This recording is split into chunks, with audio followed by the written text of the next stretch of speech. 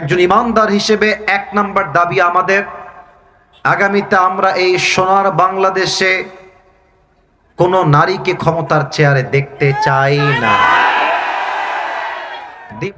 এমন একজন পুরুষ আগামীতে আমার এই বাংলাদেশের প্রধানমন্ত্রী হবেন, যিনি এই দেশের প্রধানমন্ত্রীও হবেন এবং তার যোগ্যতা, তার কোয়ালিফিকেশন এতটা হাইলি কোয়ালিফাইড হবে, তিনি দেশের প্রধানমন্ত্রীও হবেন। এট দ্য সেম টাইম তিনি চাইলে জাতীয় মসজিদ বাইতুল মুকাররমে দাঁড়িয়ে জুমার খুতবা দেওয়ার যোগ্যতাও রাখবেন। জুলুমের রাজনীতি কইরো না, আলেমদেরকে ধরে জেলখানায় বন্দী করো না। যদি বেশি বাড়াবাড়ি করো, সময় আসবে এমন 16 কোটি মানুষ গাছের গোড়ায় একটা ঝাঁকুনি দিবে, মামুর বাড়ি দিল্লি গিয়ে পড়বা, দিল্লি গিয়েই তারা পড়েছে। লাহু ওয়ালা শাবীহা লাহু ওয়ালা ওয়ালাদা লাহু ওয়ালা ওয়ালিদা লাহু ওয়া হুয়াল ওয়াহিদুল ফারদুস সামাদু লাম ইয়ালিদ ওয়া লাম ইউলাদ ওয়া লাম ইয়াকুল লাহু কুফুয়ান আহাদ। ونشهد أن سيدنا ونبينا وحبيبنا وحبيب ربنا وطبيبنا وطبيب أرواحنا محمدا عبد الله ورسوله أرسله بالحق بشيرا ونذيرا وداعيا إلى الله بإذنه وسراجا وقمرا منيرا. أما بعد فأعوذ بالله من الشيطان الرجيم. بسم الله الرحمن الرحيم. فإن مع العسر يسرا إن مع العسر يسرا. وقال تعالى في كلامه المجيد: يا أيها الذين آمنوا استعينوا بالصبر والصلاة إن الله مع الصابرين. وقال تعالى في كلامه المجيد: يا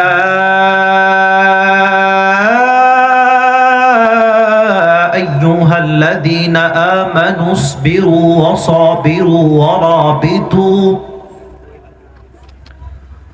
واتقوا الله لعلكم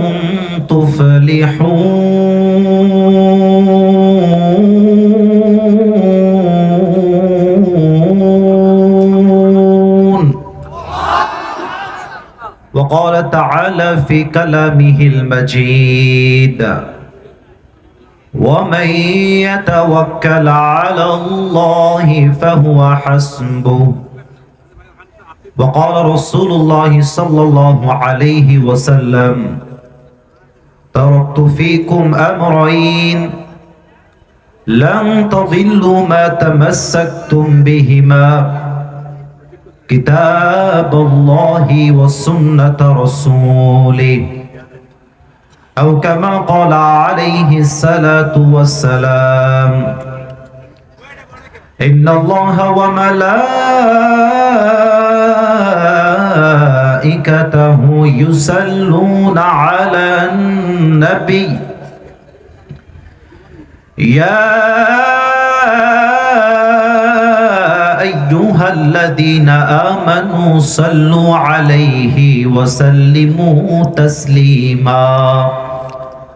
اللهم صل على محمد وعلى آل محمد كما صليت على إبراهيم وعلى آل إبراهيم إنك حميد مجيد.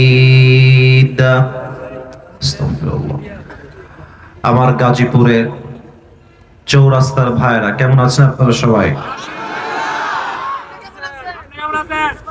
আলহামদুলিল্লাহ, আল্লাহ শুকরিয়া যে আল্লাহ তাআলা আমাকে অনেক ভালো রেখেছে। আপনার বামে বক্সের সাউন্ড আছে, ডানে বক্সে কোনো সাউন্ড পাচ্ছি না, কেন? আটকায় ফেলেছে? সোনামণি একটু সাইডে যাও, ওটা সাইড করতে হবে। আপনি ওইটা অন করেন, অন করা আছে তো ওখানে কাউকে পাঠিয়ে ওটাকে ফিক্স করার ট্রাই করেন প্লিজ কাইন্ডলি। দুই পাশে সাউন্ড বরাবর দেওয়া হলে যুবকদের কথা বুঝতে সমস্যা হবে। আমাদের আজকের এই প্রোগ্রাম চান্দনা উত্তরপাড়া যুব সমাজের উদ্যোগে আয়োজিত শহীদ রওশন আলী সড়ক। আমাদের আজকের এই প্রোগ্রামে প্রধান অতিথি আছেন আলহাজ মোহাম্মদ আলাউদ্দিন চৌধুরী। আমাদের আজকে এই প্রোগ্রামের সভাপতি আছেন আলহাজ মোহাম্মদ মিজানুর রহমান মন্ডল, স্যার কথা বললেন। উদ্বোধক রয়েছেন জনাব আলহাজ সুরুজ আহমদ। যারাই রয়েছেন বিশেষ মেহমান হিসেবে অনেকের নাম দেখতে পাচ্ছি। It's really hard to mention all the name, যদিও এটা পড়া সম্ভব নয়। আমি জাস্ট এক বাক্যে সবার জন্য দোয়া করে দেই।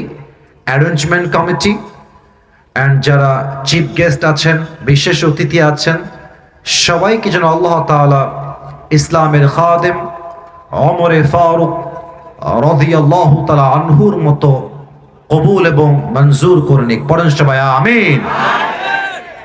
আমি যা দেখতে পাচ্ছি আজকের এই মাহফিলে ডানে এবং আমার সামনে যত মানুষ আজকের মাহফিলে এসেছেন, যদি আমার ভুল না হয় সবাই আপনারা নিজেরাই একবার তাকায় দেখেন পুরো মাহফিলটা। Try to observe this situation, একটু দেখেন সবাই। আচ্ছা, ওরে বাবা উঠে গেছে এদিকে এদিকে। যতজন আজকের এই মাহফিলে এসেছেন অ্যাজ এ অডিয়েন্স, শ্রোতা হিসেবে, আমার বিশ্বাস যত শ্রোতা এসেছে তার 90% বেশি কলিজার টুকরা যুবক ভাইয়ের আজকের মাহফিলে এসেছে। ইসলামের বিজয় যে সুনিশ্চিত, এটার ভিক্টরি যে কনফার্ম, এটাকে রুখে দেওয়ার সাধ্য যে কারো নাই, আজকে গাজীপুরের মাটিতে যুবকদের উপস্থিতি এটাই প্রমাণ করছে। যুবক ভাইরা, আল্লাহ প্রত্যেকটা যুবককে নেক হায়াত দান করুক। পড়েন সবাই আমিন। তবে শুরুতে কিছু কথা বলবো, এটা না বললে হবে না। এখানে আমার বামে যারা আছেন, they are very honorable person, they are very respected person, we all respect them too much. আমরা সবাই তাদেরকে সম্মান করি, সম্মান করি না যুবক ভাইরা? অবশ্যই আমরা সম্মান করি। সবাই আমাদের এখানে মান্যগণ্য ব্যক্তি এবং তারা সবাই অসাধারণ পার্সোনালিটি বিলং করেন বলে আমি বিশ্বাস রাখি। তবে মাহফিল কমিটি, অ্যারেঞ্জমেন্ট কমিটি এবং সবাইকে আমি বলবো, মাহফিলের সিস্টেম হবে, এটা আমি আদবের সাথে বলছি। কারোর প্রতি আমার কোনো রাগ নেই, ঢাক নেই, কোনো প্রকার ক্ষোভ নেই। গাজীপুর ঢাকার মধ্যে পড়ে। ঢাকা হচ্ছে বাংলাদেশের রাজধানী, father of all the father's, brand of all the brand, তাই না? ঢাকার সাথে কোনো কম্পেয়ার করা যাবে না। তো আপনারা সবাই শিক্ষিত মানুষ, খুবই আপনারা মার্জিত মানুষ। প্রধান আলোচক আসার পরে তাকে বসিয়ে রেখে 40 মিনিট সময় নেওয়া, এটা কোনো ভদ্রতার মধ্যে পড়ে না।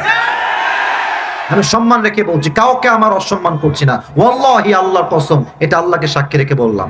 কেন বললাম এইটা?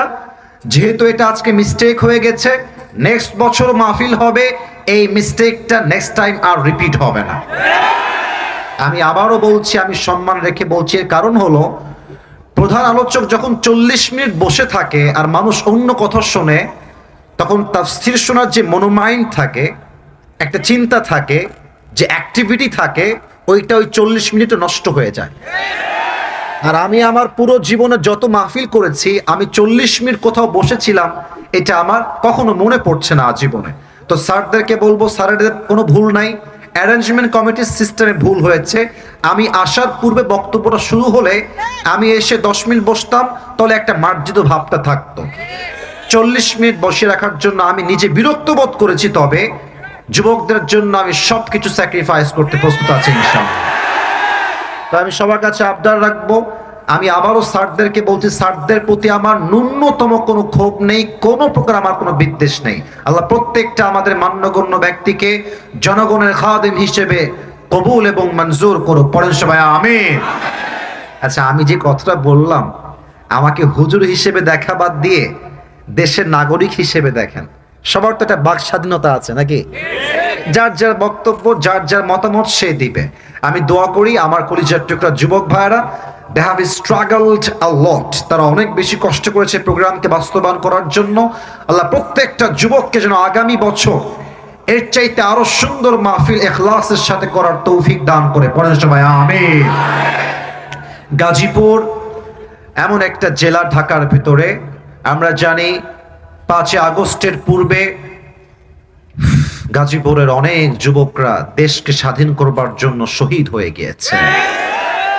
এবং আপনারা দেখবেন সময় টিভি, যত টিভি আছে, যত নিউজ চ্যানেল আছে, গাজীপুরে মানুষকে যেভাবে হত্যা করা হয়েছে, খুব বড় মর্মান্তিক কথা এটা, বড় মর্মান্তিক কথা এটা।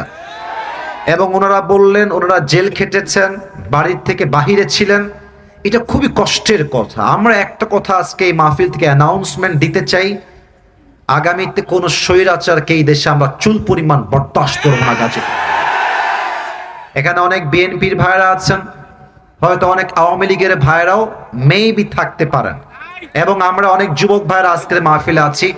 কথা হবে না, আমি কথা বলি, লেট মি টক। আমি বলছি, আমি একজন দেশের সিটিজেন হিসেবে, নাগরিক হিসেবে আজ 2টা দাবির কথা বলবো, অ্যান্ড দেন আমি আমার সেন্ট্রাল থিম বা সাবজেক্ট ম্যাটারে ফিরে যাওয়ার সর্বোচ্চ চেষ্টা করব। দেখেন, লুক অ্যাট মাই 2 ফিঙ্গার্স। আজকে আমার আগামীর নির্বাচন নিয়ে 2টা দাবি আছে। বলেন সবাই, কয়টা?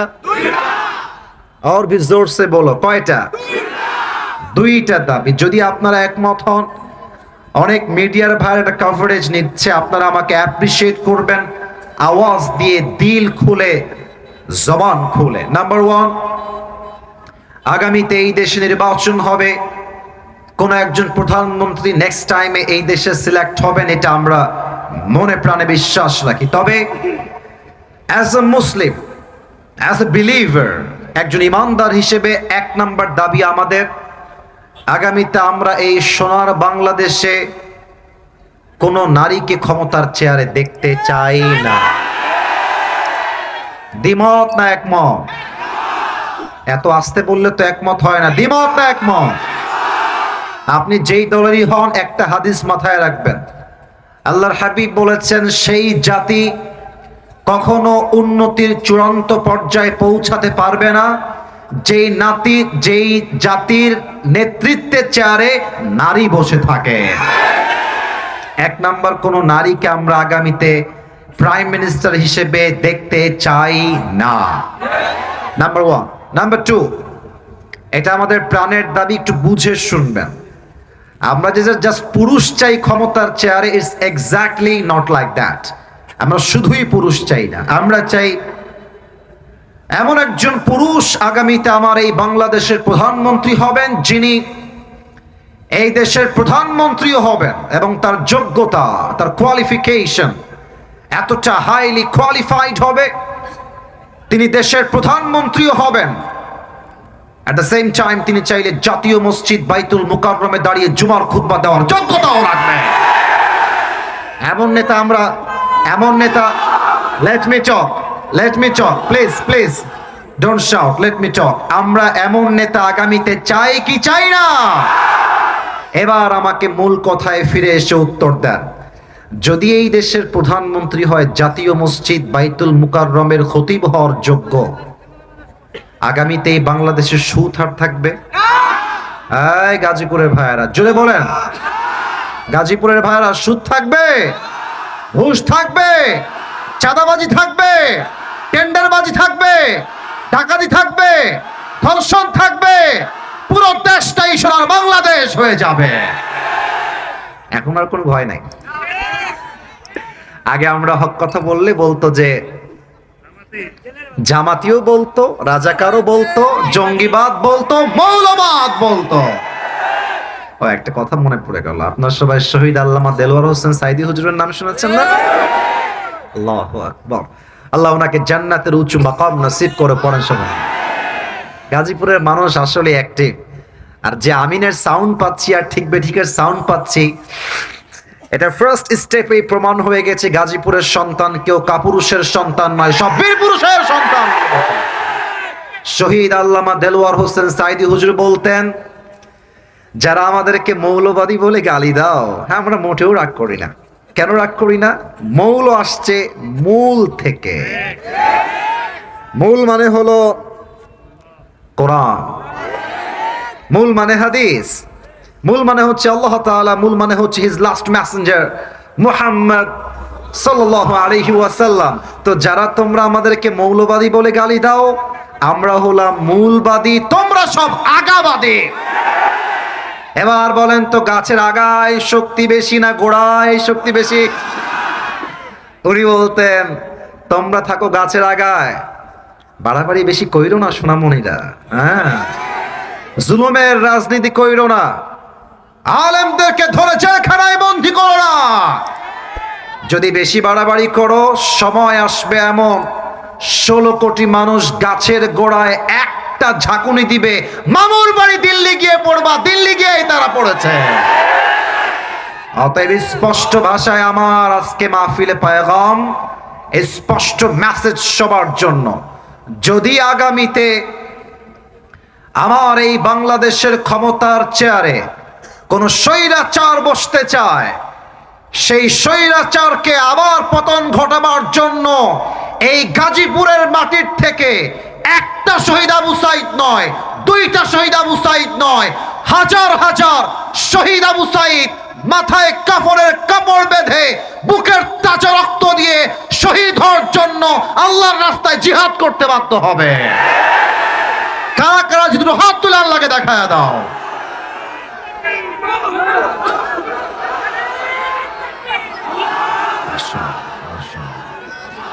আল্লাহ এই স্লোগানকে কবুল করো, মাশাআল্লাহ। সকলে পড়া আমিন। আপনাদের বউ আছে? কার কার একটু হাত তুলুন, বউ আছে?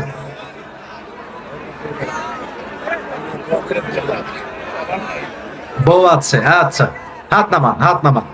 শীতকালে খুব মজায় আছেন আপনারা, আমি বুঝতেছি। এবার যাদের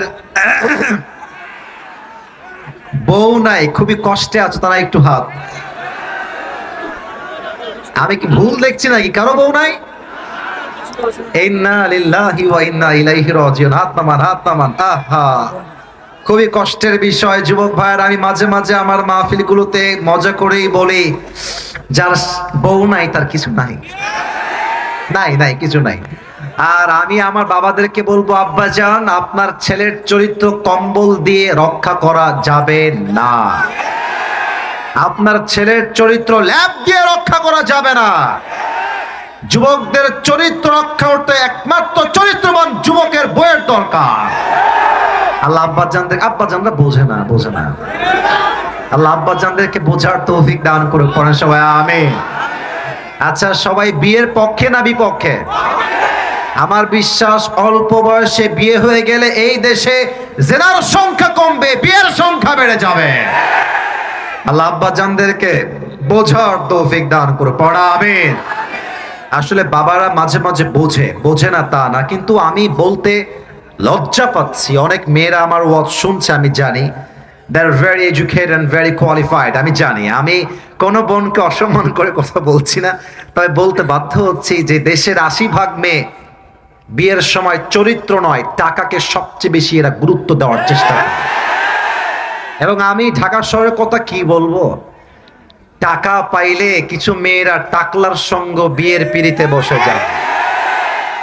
তাদের কাছে চরিত্র কোনো ম্যাটার করে না। ঢাকার গুলশানে ফ্ল্যাট থাকলে কিছু মেয়েরা টাকলার সঙ্গে বিয়ে করতে এক মুহূর্ত দেরি করে না যুবক।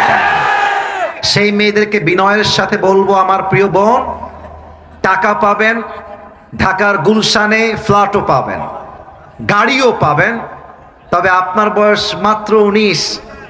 70 বছরের বুইড়ার সঙ্গে আপনি আপনার মনের শান্তি কখনোই খুঁজে পাবেন না। আল্লাহ প্রিয় বোনদেরকে সঠিক বুঝ দান করুন, পড়েন সবাই আমিন। 3টা তাকবীর দিবেন, তাকবীর শেষ হবে, 2টা আয়াতের তাফসীর করব খুবই অল্প সময়ে। ফজরের নামাজটা আমাদের সবাইকে জামাতে পড়তে হবে। অল্প সময় ওয়াজ হবে, but that will be very constructive.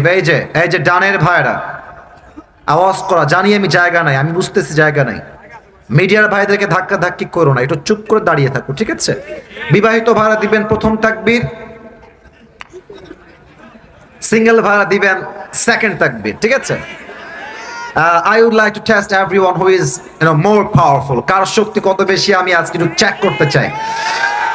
বিবাহিত ভাইরা আপনারা আমার সম্মান বাঁচাবেন। বিবাহিত ভাইরা একটু কাশি দেওয়ার চেষ্টা করেন।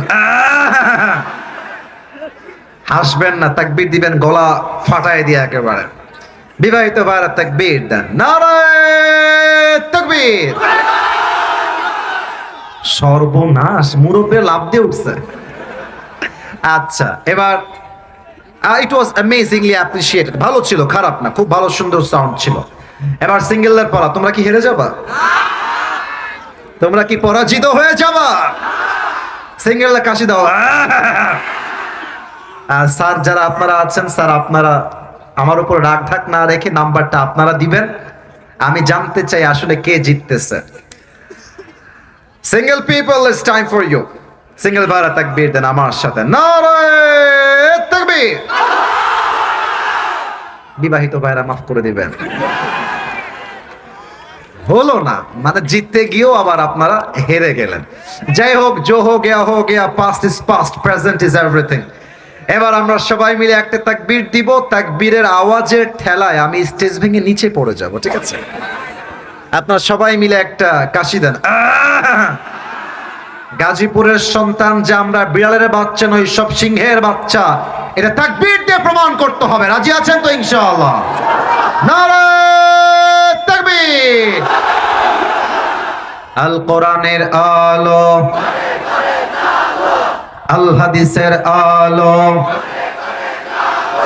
কোরআন হাদিস যেখানে, আলেম ওলামা যেখানে, গাজীপুরবাসী যেখানে, আল্লাহ রাব্বুল আলামিন সকলের স্লোগানকে তার সন্তুষ্টির ওয়াসিলা হিসেবে কবুল এবং মঞ্জুর করুক। পড়েন সবাই আমিন। আমার প্রিয় গাজীপুরের ভাইরা, আজ আমরা যেই সূরা থেকে তাফসীর পেশ করব, আমি সেই সূরায় যাওয়ার চেষ্টা করছি। তবে সবাইকে একটা কথা বলবো, কেউ যদি আমার দোয়ার আগে যদি কোনো একজনও উঠে যায়, তার লুঙ্গি টান দিয়ে ধরে বসায় দেবে। তবে খেয়াল রাখবেন লুঙ্গি যেন পুরোটা খুলে না যায়, ঠিক আছে? জাস্ট টান দিয়ে বসায় দিবেন, কারণ পুরো বছরে একদিন এসেছি, আবার কবে দেখা হবে জানি না। আজকের মাহফিলে এসেছি, দোয়া না করে কেউ বাসায় আমরা ফিরবো না, ঠিক কি না? আমি শুরু করছি আল্লাহর নামে, আল্লাহর কোরআন থেকে তাফসীর। আজ যে সূরার থেকে আমরা তাফসীর পেশ করব, সূরাটার নাম হচ্ছে সূরাতু আলাম নাশরাহ। আমার প্রিয় গাজীপুরের ভাইরা সবাই বলেন সূরাতু আলাম নাশরাহ। আওয়াজগুলো জোরে চাই, কারো আওয়াজ যেন কমে না যায়। সূরাতু আলাম নাশরাহ থেকে আজকে আমরা তাফসীর পেশ করার সর্বোচ্চ ট্রাই করব অল্প সময়ের ভেতরে। এই সূরাটা আছে 30 নাম্বার পারা। বলেন সবাই, কত নাম্বার পারা? 30 নাম্বার পারা। এই সূরার আয়াত সংখ্যা হচ্ছে, এই যে কই যায়, এই নীল, হ্যাঁ মিডিয়ার, আচ্ছা ঠিক আছে, সাইডে যাও। খবরদার কেউ যেন আমি উঠতে না দেখি। This is the last warning for everyone. কেউ উঠে যাবেন না, সবাইকে আমি অবজার্ভ করার ট্রাই করছি। এই সূরার আয়াত সংখ্যা হচ্ছে মোট 8টা। গাজীপুরের ভাইরা মোট কয়টা? 8টা। তবে আজ আমরা 8টা আয়াতের ব্যাখ্যায় যাব না, আমরা জাস্ট 2টা আয়াতের ব্যাখ্যা শুনবো। জোরে সোরে বলেন সবাই, কয়টা আয়াত? আউযু বিল্লাহি মিনাশ শাইতানির রাজীম। বিসমিল্লাহির রহমানির রহিম। فإن مع العسر يسرا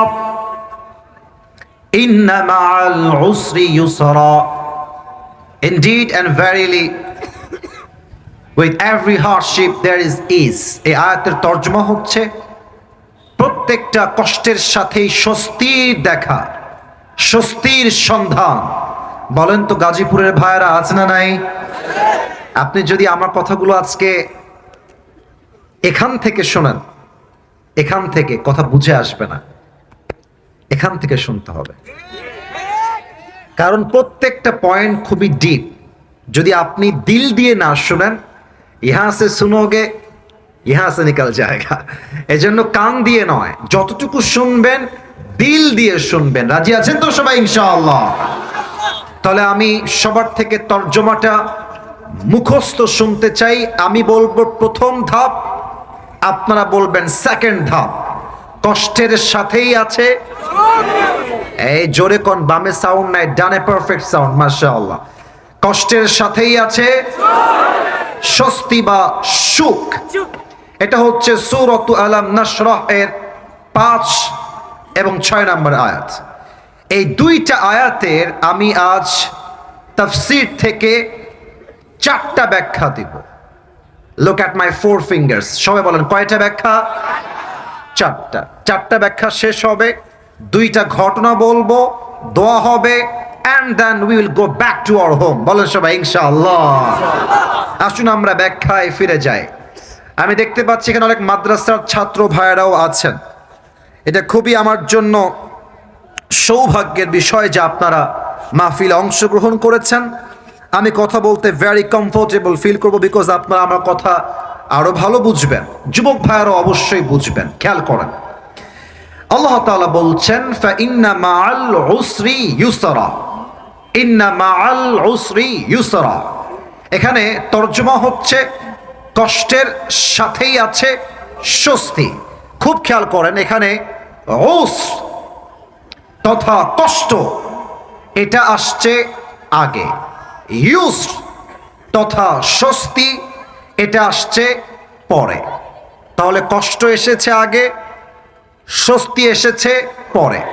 তবে আপনি যদি এই আয়াতের দিকে অ্যারাবিক যেই গ্রামারের নিয়ম আছে, রুল আছে, সেই দিক থেকে তাকান, তবে এখানে স্বস্তি এসেছে আগে, কষ্ট এসেছে পরে। তাহলে যদি আপনি পড়তে যান তেলাওয়াত হিসেবে, ফাইন্না মাআল উসরি ইউসরা, এখানে স্বস্তি আসছে পরে, কষ্ট আসছে আগে। বাট আরবি নিয়ম অনুযায়ী এখানে স্বস্তি আসছে আগে, কষ্ট আসছে পরে। এখন বলবেন হুজুর এই গ্রামারটা বলার উদ্দেশ্য আপনার কি ছিল? এটা আমার উদ্দেশ্য না, এটা আল্লাহর উদ্দেশ্য। আল্লাহ গ্রামার অনুযায়ী স্বস্তিকে আগে রেখে এটা বোঝাতে চায় যে বান্দা, তোর জীবনে যত কষ্ট আসুক, তোর ফোকাস, তোর পার্সপেক্টিভ, তোর দৃষ্টিকোণ কষ্টের দিকে হবে না, স্বস্তির দিকে হবে। কষ্টের দিকে নয়, স্বস্তির দিকে। এবার আমাকে উত্তর দিলেই তাফসীরটা আরো ভালো বুঝে আসবে। যেই মাস চলছে, মাসটার নাম হচ্ছে কি মাস? এই যে আসতে কয় রে বাবা, কি মাস? 2000 কয় সাল?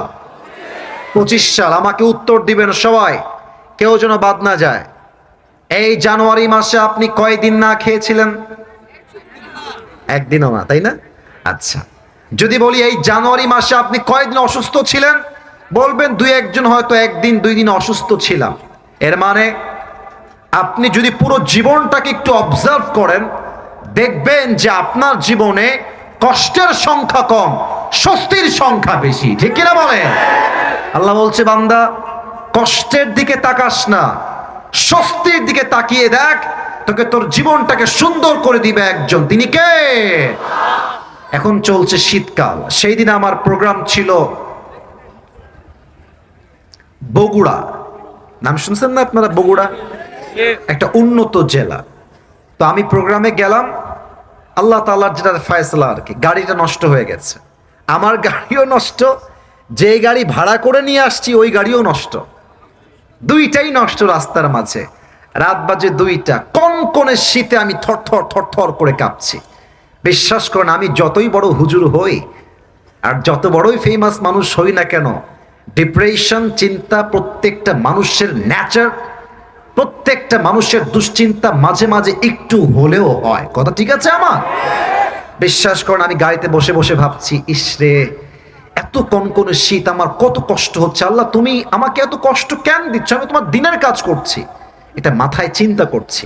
সিএনজি এলো, সিএনজিতে ব্যাগ উঠালাম, যাচ্ছি অন্য আর একটা গাড়ি নেওয়ার জন্য। তো আমাকে যখন বগুড়ার রেল স্টেশন দিয়ে ক্রস করানো হলো, চিন্তা চেঞ্জ হয়ে গেল।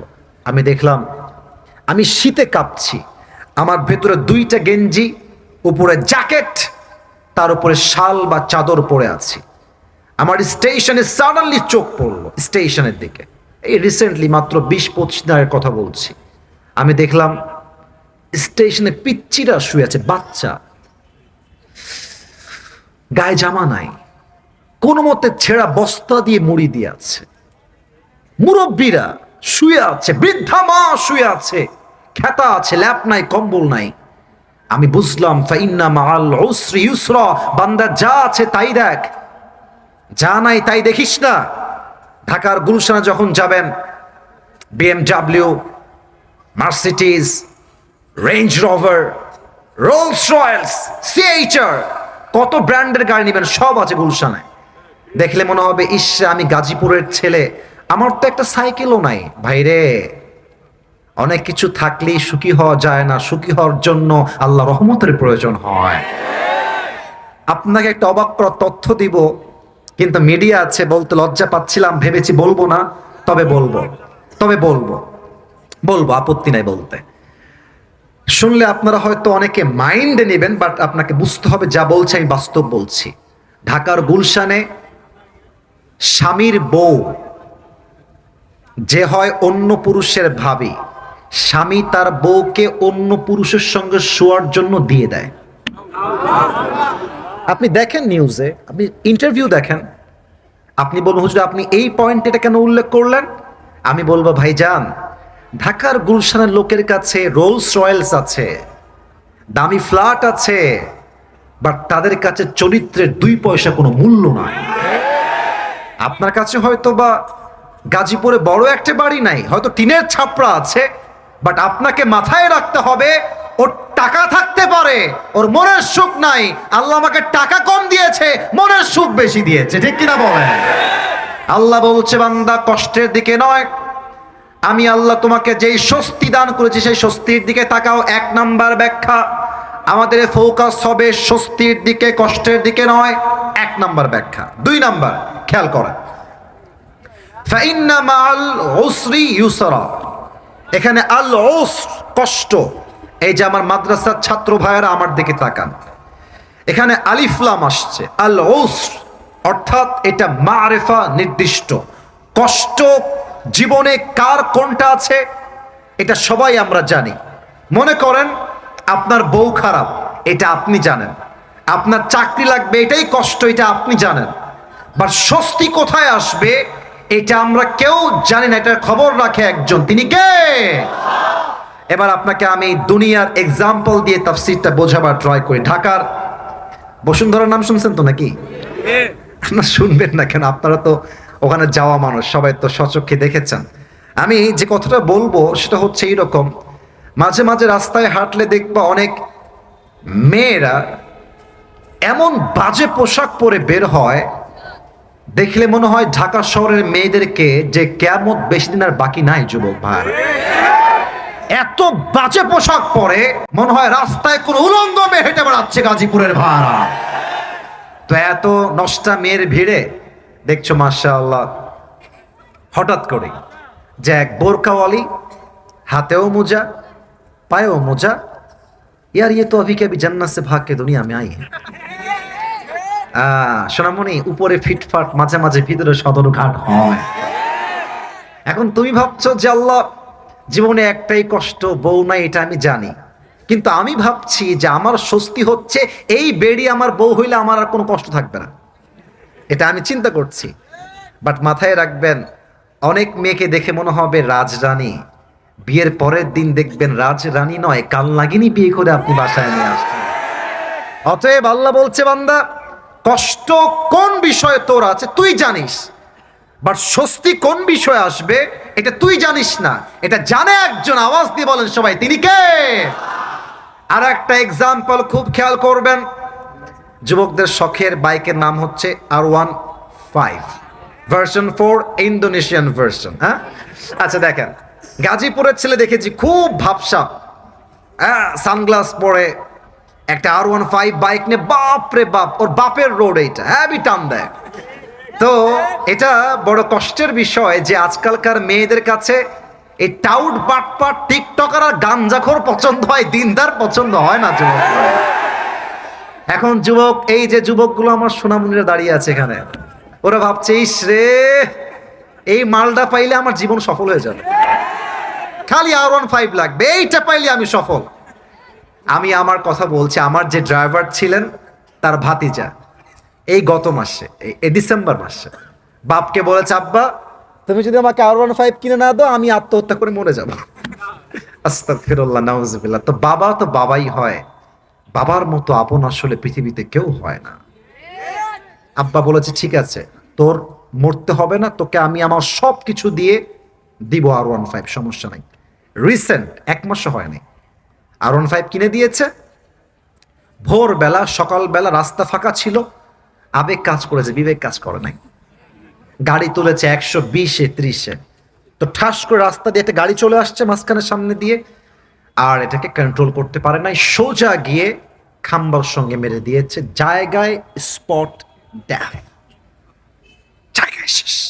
আল্লাহ বলছে, বান্দা তুই ভাবছিস R15 পেলেই সুখ, তুই ভাবছিস ঢাকার গুলশানে ফ্ল্যাট কিনতে পারলেই সুখ, তুই ভাবছিস ব্র্যান্ডের কাপড় পরলেই সুখ, তুই ভাবছিস অমুক কোম্পানিতে চাকরি পেলেই সুখ।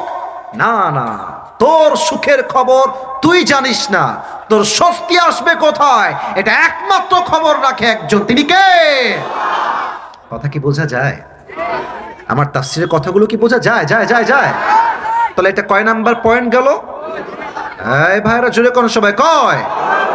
3 নাম্বার পয়েন্ট আরো বড় মারাত্মক, একটু খেয়াল করবেন। ফা ইন্না মাআল উসরি ইউসরা, ইন্না মাআল উসরি ইউসরা, 2টা আয়াতের শুরুতে একটা হরফ আছে, এটা হচ্ছে ইন্না। সবার থেকে জানতে চাই এই হরফটার নাম কি? এই যে আমার কওমি ছাত্র ভাইরা যারা আছেন, they know this very well, তারা আমার চাইতে আরো ভালো জানে। এটা হচ্ছে হুরুফে মুশাব্বাহা বিল ফিআল। যখন ইন্না কোনো বাক্যের শুরুতে আসে, বাক্যের মাঝে যেই সন্দেহ থাকে সেই সন্দেহ সব দূর করে দেয়।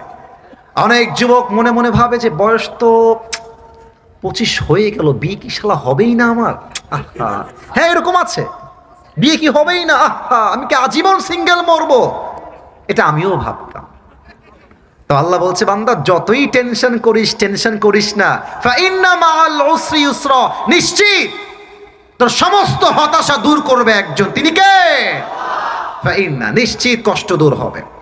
4 নাম্বার ব্যাখ্যা, শেষ ব্যাখ্যা আমার, আল্লাহ রাব্বুল আলামিন বলছে ফা ইন্না মাআল উসরি ইউসরা, এখানে তরজমা হবে কষ্টের সাথেই আছে সুখ। আমরা তরজমা মাঝে মাঝে করি কষ্টের পরেই সুখ, এটা ভুল তরজমা, এই তরজমা করা যাবে না। কারণ কি, খেয়াল করা, যদি কষ্টের পরেই সুখ তরজমা হতো তাহলে আল্লাহ বলতেন ফা ইন্না বা'দাল উসরি ইউসরা, কিন্তু কষ্টের পরেই সুখ নয়, কষ্টের সাথেই স্বস্তি।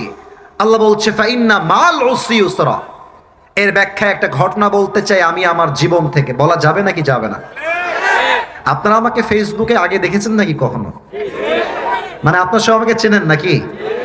আমার যে একবার গাড়ি অ্যাক্সিডেন্ট হয়েছিল, এটা কি আপনারা দেখছেন কেউ কেউ? আচ্ছা, মাশাআল্লাহ, হাত নামান। এটা 2024 সালের জানুয়ারি মাসের কথা। আমার প্রোগ্রাম ছিল, এটা আমি বানায়ও বলছি না, টাইম পাস করার জন্য বলছি না, আমি জাস্ট বোঝাবো কষ্ট আছে যেখানে স্বস্তিও আছে। আরে ডায়লগটা দেন না, কষ্ট আছে যেখানে স্বস্তি আছে। আমি প্রোগ্রাম করে কুমিল্লার দিকে আসছি, চাঁদপুরে আমার প্রোগ্রাম ছিল। গাড়িটা যমুনা ফিউচার পার্কের পাশে যে ব্র্যান্ড নিউ শোরুমগুলো আছে না, ওই পাশে ডান দিকে ঢুকে যে গাড়িটা কিনেছি জানুয়ারি মাসের 1 তারিখে।